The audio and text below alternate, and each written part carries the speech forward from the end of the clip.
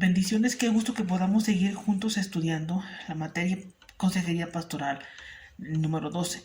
En esta ocasión vamos a ver las últimas lecciones de la semana, que es la lección 21 y la lección número 22. Yo espero que toda esta materia nos haya ayudado para ser más eficientes en el ministerio de servicio, para poder ayudar a las personas que tienen necesidad. Y en esta ocasión la lección número 21 es aconsejar una función del ministerio. Vamos a tocar unos puntos importantes que tenemos que tener siempre en mente estos pasos o estos puntos, ¿sí? Primero, el ministerio pastoral puede entenderse mejor si se basa en una trinidad de unidad, ¿sí? ¿Qué significa? Okay.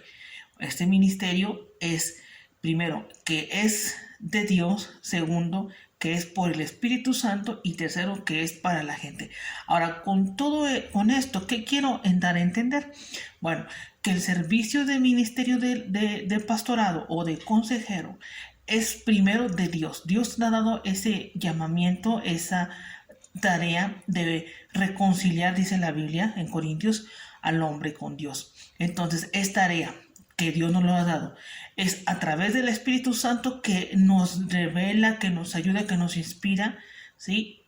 Cómo ayudar a las personas, y es para la gente. No se trata de nosotros, se trata de la gente que tiene necesidad.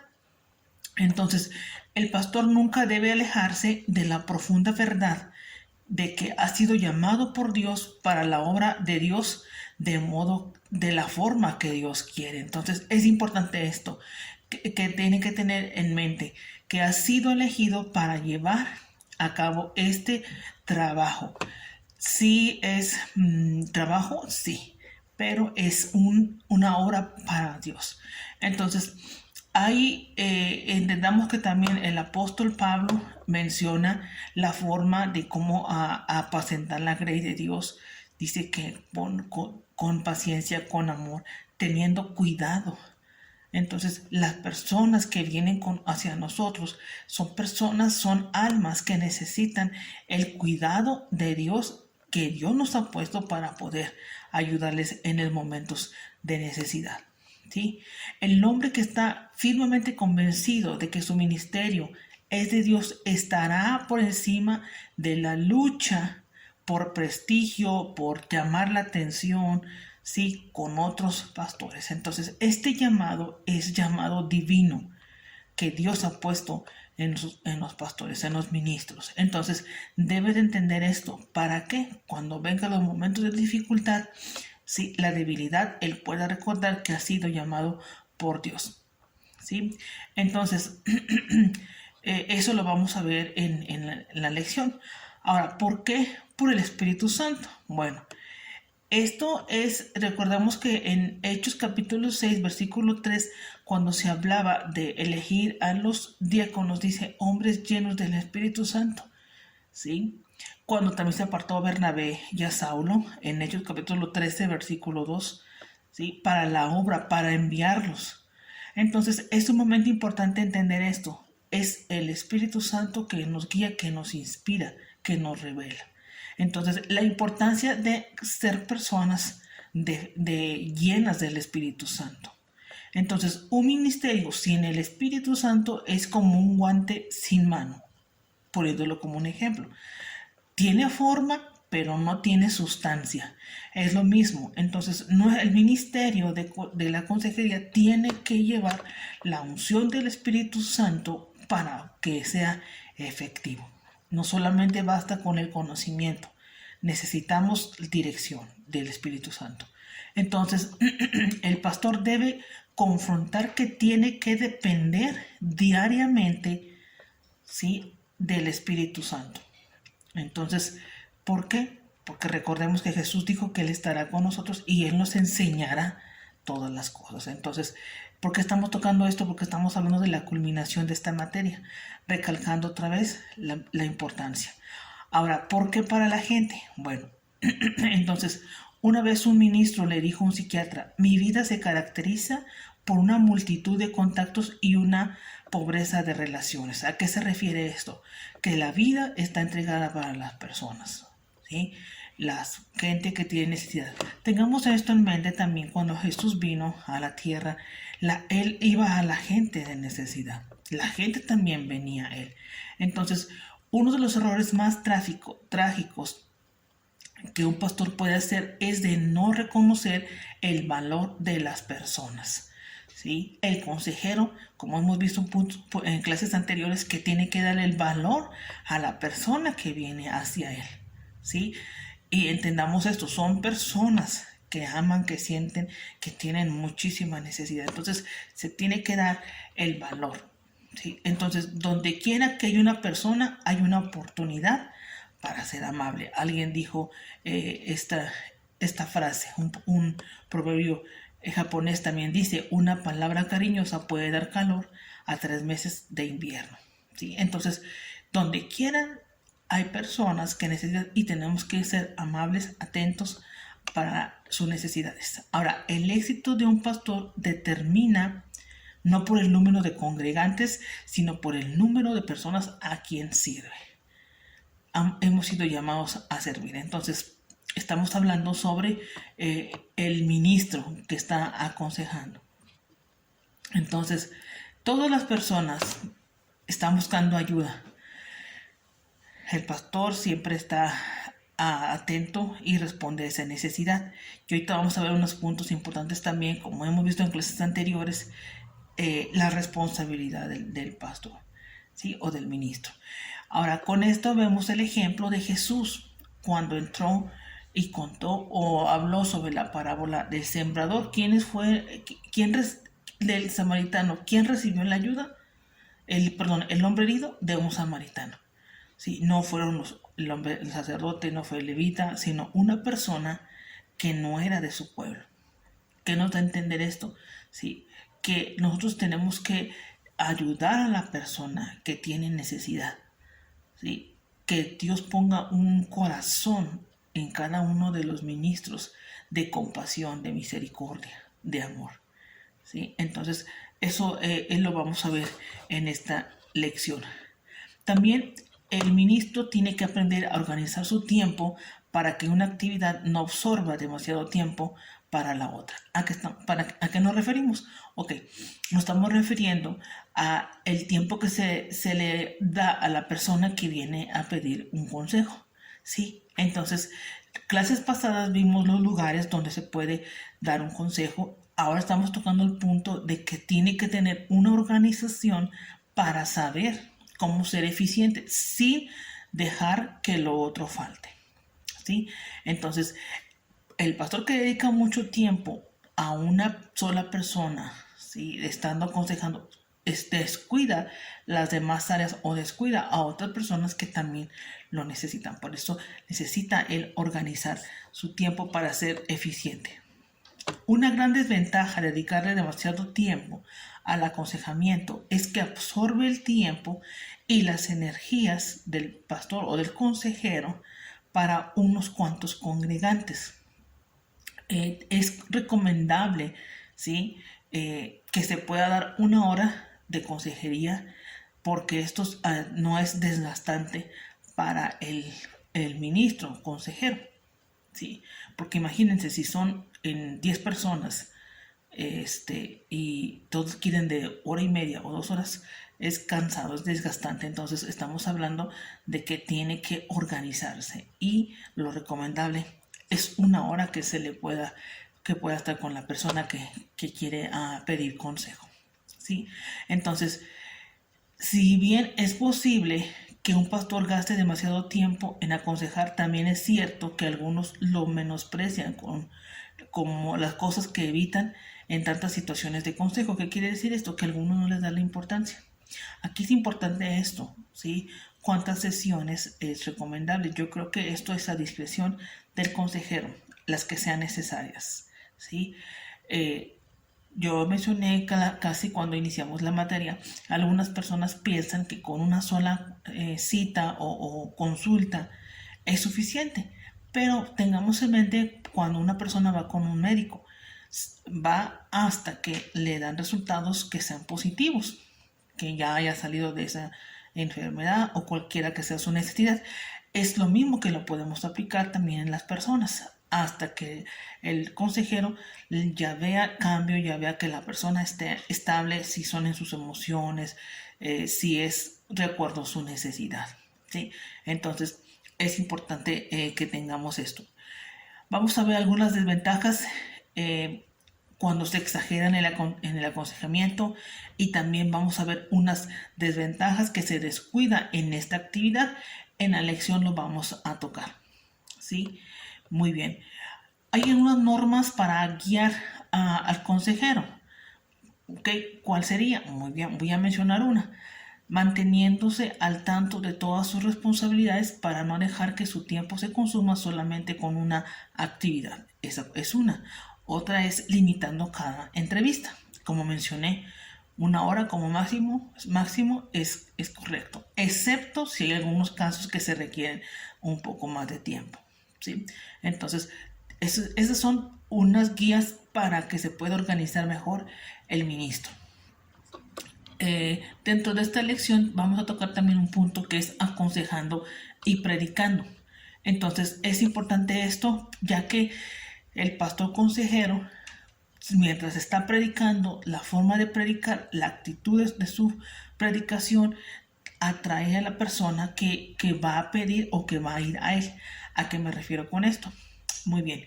Por ejemplo, si el pastor, el ministro, está hablando, predicando con un tono un poquito frío, un poquito sin acercamiento a las personas, se crea cierta situación o circunstancia en la mente de la persona, y que no tiene esa confianza de ir a él cuando tenga una necesidad. Ahora, cada persona ve al ministro como una persona capaz, y es una mentalidad que el ministro tiene que cambiar en su mente, que, como dije, es llamado por Dios, es un trabajo de Dios, y tiene que tener esa seguridad para que está puesto para ayudar a otras personas. Entonces, si el ministro da la confianza, la persona viene hacia él, perdón, y se abre una oportunidad para poder ministrar. Por eso estamos aquí hablando en aconsejando y predicando, ¿sí? Entonces, eso se puede lograr, se puede ir desarrollando en la vida del ministro, el pastor consejero. Entonces, la actitud es la proyección hacia sus oyentes, ¿sí? La actitud en su predicación. Entonces, es un punto importante que tenemos que tener en mente, ¿sí? En esta lección. En la lección número 22, que ya es la última, vamos a tocar los puntos de unos factores positivos y negativos en la tarea del aconsejamiento, ¿sí? Entonces, los ministros hacen más su labor de aconsejar que ningún otro grupo profesional. Les vuelvo a repetir, es un trabajo de Dios, ¿sí? Que con base en la palabra, guiando a la persona en su necesidad. Entonces es sumamente importante y sumamente valioso. Entonces las personas se acercan al ministro con sus problemas porque la mayoría de las personas ve al ministro con prestigio y con respeto. Por eso tenemos que cambiar la mentalidad. Si hay en el ministro inferioridad, tiene que aceptar la mente lo que Dios piensa y la elección que Dios le ha dado, el llamamiento a hacer esta labor. Entonces, las personas se acercan a ciertos pastores porque ellos son el símbolo de perfección respetada, ¿sí? Aunque, le vuelvo a repetir, la persona se sienta imperfecta. Es un llamado de Dios. Entonces, es importante que toquemos esto. Entonces, hay unos puntos fuertes del aconsejamiento pastoral. Primero, la relación previamente establecida. ¿A qué nos referimos? Ok, el pastor consejero está un paso más adelante de otros consejeros, en la mayoría de los casos ya con sus consultantes, ¿sí? ¿A qué se refiere? Como tiene la sabiduría, la revelación del Espíritu Santo, va más adelante porque Dios le está guiando, ¿sí? Entonces las personas que vienen al pastor por consejo lo hacen porque ya saben que pueden confiar que los aman y que están interesados en ellos. Entonces es una relación que se va formando. Pero les vuelvo a repetir, es importante la actitud que proyecta el ministro hacia la persona. Sí, muy bien. También otro punto es disponibilidad del pastor. Aquí es algo importante esto, porque ciertamente el ministro está dispuesto y algunas personas abusan de su disposición. ¿Sí? Tenemos que tener en mente siempre que el ministro tiene sus horas de trabajo, como su tiempo con su familia, su tiempo de descanso. Entonces, aquí sí tenemos que tener cuidado en no abusar con el consejero. O mismo consejero poner sus actividades. ¿Sí? Les vuelvo a repetir, está dispuesto, pero hay que ser conscientes del tiempo. ¿Sí? No, algunos piensan, ¿no?, que está a su disposición las 24 horas, ¿sí? Pero es una persona que necesita también descansar y tiene una vida normal como cualquier otra persona. Entonces son cosas que se pueden ir acomodando y organizando, ¿sí? También otro punto, el consejo es gratis. Esa mentalidad también de personas que está a mi disposición y es gratis. Ciertamente es lo que recibe de uno de gracia, de lo que Dios nos ha dado, se da también.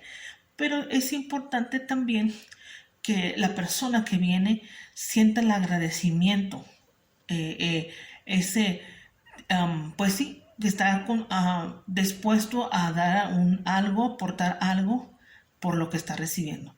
Si, por ejemplo, si van un plomero, se le paga por el trabajo. Si va un electricista, se le paga por el trabajo que hace. Si va un carpintero, se le paga. ¿Por qué no se le puede pagar a un consejero espiritual? Esa es la pregunta. Pero hemos tenido en mente de que es gratis, ¿sí? Entonces, yo creo que esto es una honra que la persona debe mostrar al ministro, ¿sí? Ciertamente, vuelvo a repetir, lo hacemos con gusto, es un honor, pero también es una responsabilidad, ¿sí? Y le vuelvo a repetir, son cosas que se pueden llegar a un acuerdo con la persona que va a pedir ayuda y consejo, ¿sí? Otro punto también es la dimensión espiritual. El aconsejamiento pastoral es único, pues da un lugar elevado a la dimensión espiritual. Tengamos en mente que nosotros somos seres espirituales. Tenemos un espíritu, un alma y vivimos en un cuerpo, pero somos seres espirituales. Entonces tenemos que tener el entendimiento que esto, ¿sí?, es más allá de lo que nosotros podamos pensar. ¿Sí? Somos seres espirituales, personas que vienen con problemas espirituales y nuestro trabajo es poder ayudarles, ¿sí? Y esto es lo que vamos a ver en esta lección, en la número 22. Entonces vamos a tocar unos puntos que son aspectos importantes del aconsejado.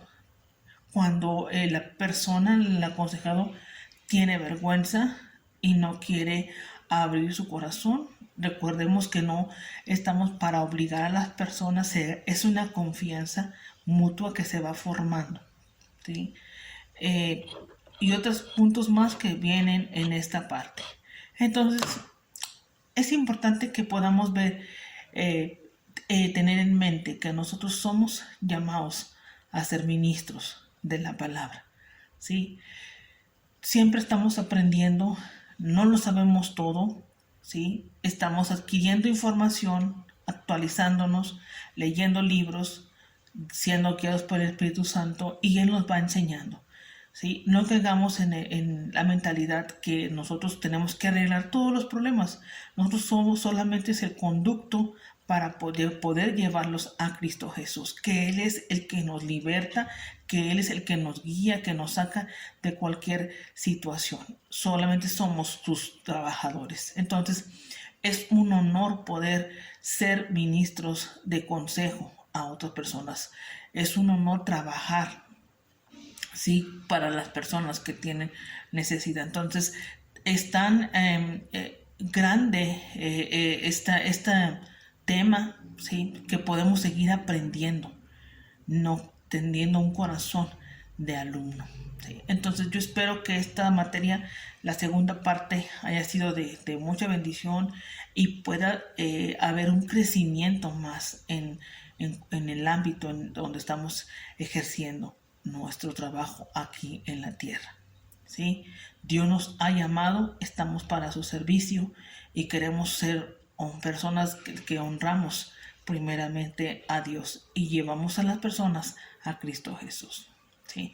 Gracias y Dios les bendiga ricamente.